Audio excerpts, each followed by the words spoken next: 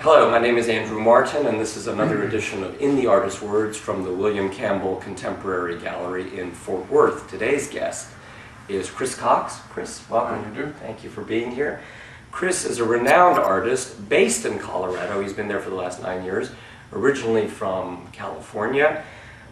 He is a very, very accomplished artist, so much so that some of his most prominent clients and patrons of his work include Sir Elton John, the great football star Marcus Allen, and the great boxers Sugar Ray Leonard, amongst many others. He's also shown extensively at the LA County Museum and the Fine Arts Museum of San Francisco.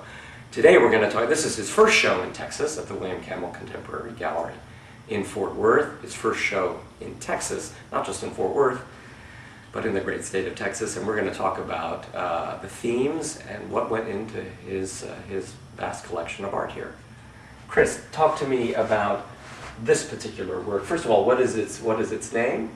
And well, this is an ongoing exploration of a series which began with the title of Concentric Episode Series.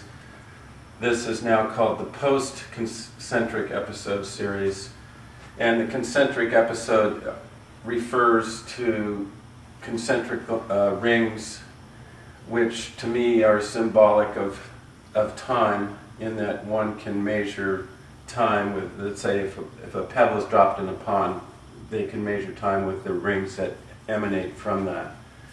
The circle, I feel, is one of the most profound, if not the most profound, shape that exists, because it can't be improved upon. It's really one of the few perfect things that we can find in the world. Although I wouldn't say my circles are perfect, but they allude to that. And the one thing I would say about my work is that I'm a constructor of paintings, not a painter. And there's no paint sitting on the surface of this work. I use pigmented wood putty, and where one sees dots, I've drilled that dot, and then I've filled it with putty, and then I've drilled it again if it has two colors. And so that the color is embedded in the surface, and there's a lot of labor in sanding, reapplying putty, sanding, and ultimately what I hope these pieces have in them is something that draws the viewer to the work, which is quite dynamic, and then there's a nuance to that when the viewer is close, things are revealed, and that it doesn't reveal itself immediately. Over time, the viewer absorbs more and sees more in the work. in trying to sort of grasp and depict a level of perfection embodied by a circle, is that an intimidating sort of prospect for you as an artist? I don't think I look at it that way. I look at it more as I'm starting with this. I'm using a compass to make my circles. I'm not doing them freehand. I'm allowing there's in my work, I would say that I work with a structure. The circle's very structured. There's grids in much of my work, and that's very structured. So I take a very structured system, and through the process, it becomes more chaotic, and I have less control. And so I'm looking towards that, or I want to achieve this balance or imbalance between the very structured and the chaotic. And my process is allowing that to happen. Wonderful. Let's take a look at another work. Okay. Kris, this particular work, I'm struck by the fact that one of its main components is beeswax. Yes. Materials fascinate me. Tell me about what is it like working with beeswax? How temperamental a material is it? Well, it's temperamental in that if you were to take your hand or your nail and make a line on it, you would disturb the surface, and you would also purchase a piece. But I'm really drawn to the beeswax and to the lead for a couple reasons. One, it's a material that starts as a solid. I heat it, and then I recool it in a new form. So there's a transformation of materials. it's alchemical, really, in the way that I treat it. And the same is true with the lead. It starts as a solid, I heat it, and I cast it. And so what I had, and then Joseph Beuys talks about heat being a metaphor for thought.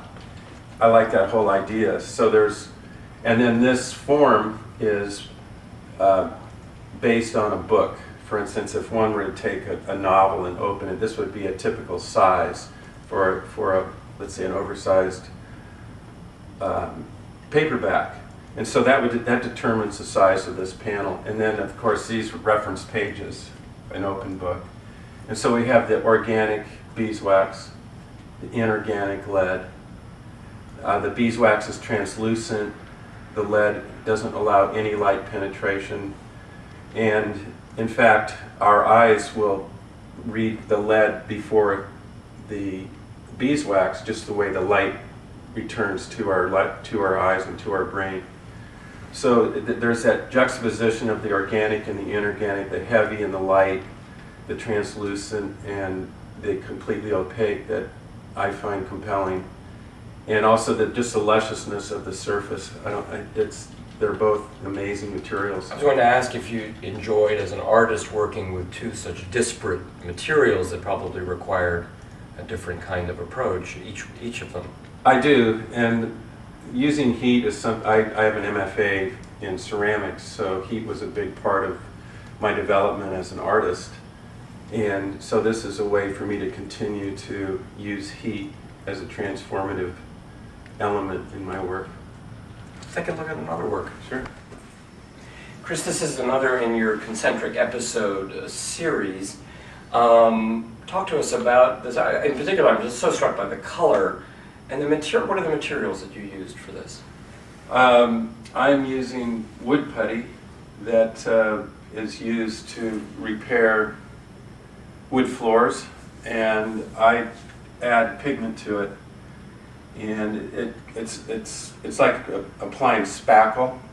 And I use a putty knife, and I put these layers of the red to begin with, and that dries, and then I go back and, well, before the red is dry, I would incise these circles with a compass, and then they dry in a groove, and then I go back, I paint the groove, and then fill it with the other colors putty, and then sand them smooth. And then, as I said before, the dots are drilled and then filled. So the putty has all the color embedded in it. Does the putty add a certain other dimension, literally sort of an overlay to the actual flat sort of surface of your canvas, if you will? Well, Andrew, you? that's a good thing to bring up, which makes this work different than most painting in that I start with a wood background. I work on plywood, and I will cut a grid into the plywood, and then one can see that grid coming through. And like you said, there's a dimension add to the putty because it's rather thick, maybe up to 3/16 of an inch thick. And then through my process of sanding and putting tung oil, linseed oil, there's a true depth that's created. And then the crazing that happens, or these little cracks, which I call crazes, are happening when the putty's drying. So there is a true dimension to it. I'm glad you brought that up, because is it important for you as an artist to deal with natural elements like wood, beeswax, lead to some extent? Is that important to you as an artist? I haven't thought about that other than the beeswax, which I'm thrilled that bees made that material. And I use 100%, it's just pure beeswax. Of course, I alter it with the pigment. But as far as, well, the wood putty, one wouldn't say is natural. It's not a natural, it's fabricated. So it's just, it's a sensual material, so I think I like to use materials that have that sensuality to them. This color is so striking. I think of a Titian red. You know, they were talking about a Titian red, or the Great Cathedral in Chartres, the blue of the Chartres stained glass windows. Is this a particular? Did you work long and hard to sort of come up with this particular shade, or? Well, yes. It's And the fact that I'm really not sure what it's going to be like until the end of the process because it's very pale and almost pink throughout the working process. So over time I've developed this red, figuring out how much pigment to put in, because if it isn't this red, I'm probably not going to like it. If people see my work, I have a very limited palette. I really don't use blue. I haven't been able to find a blue that I like. Earth tones are really what I'm using mostly, and red probably the strongest color that I use. It's very impressive. Kris, thank you so much for joining us at the William Campbell Contemporary Gallery in Fort Worth and for participating in the artist's words. I'm Andrew Martin. Thank you again. Thank you, Andrew.